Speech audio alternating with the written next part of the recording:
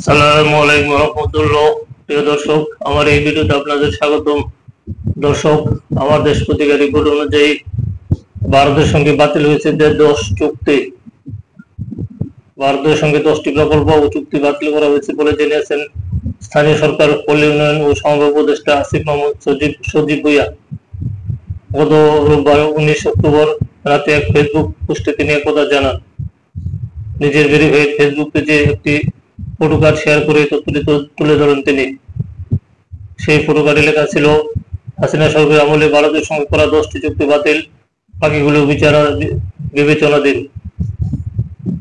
প্রকল্প চুক্তির মধ্যে রয়েছে ত্রিপুরা চট্টগ্রাম রেল সংযোগ প্রকল্প, অভয়পুর আখাউড়া রেলপথ সম্প্রসারণ, আশুগঞ্জ আগরতলা করিডোর, ফেনী নদী পানি ব্যবস্থাপনা প্রকল্প, বন্দরের ব্যবহার সংক্রান্ত সড়ক ও নৌপথ উন্নয়ন চুক্তি, ফারাক্কাবাদ সংক্রান্ত প্রকল্পে বাংলাদেশের আর্থিক সহযোগিতা প্রস্তাব, সিলেট শিলগড় সংযোগ প্রকল্প, পেট্রোলিয়াম পাইপলাইন সম্প্রসারণ চুক্তি, ভারতীয় অর্থনৈতিক অঞ্চল মিরসরাই ও মংলা আইইজেড এবং ভারতীয় প্রতিরক্ষা কোম্পানির জিআরএসইর সঙ্গে টাগ বোট চুক্তি।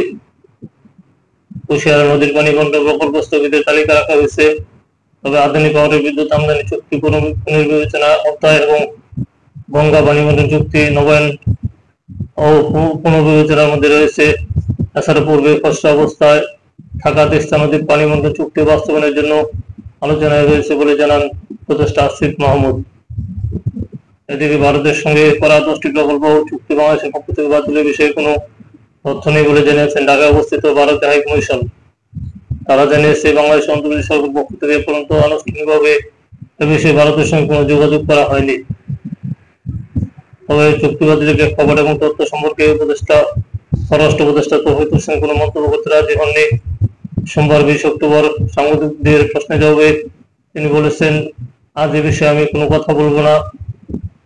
আওয়ামী লীগ সরকারের শাসনামলে দুই দেশের মধ্যে কতটি চুক্তি সম্পন্ন হয়েছে, সরকার পরিবর্তন পরেও সরকারি ওয়েবসাইট বা সংশ্লিষ্ট মন্ত্রণালয় থেকে এ সংক্রান্ত বিস্তারিত তথ্য সাধারণ জনগণের কাছে প্রকাশ করা হয়নি। দর্শক, ভালো থাকবেন। আল্লাহ হাফেজ।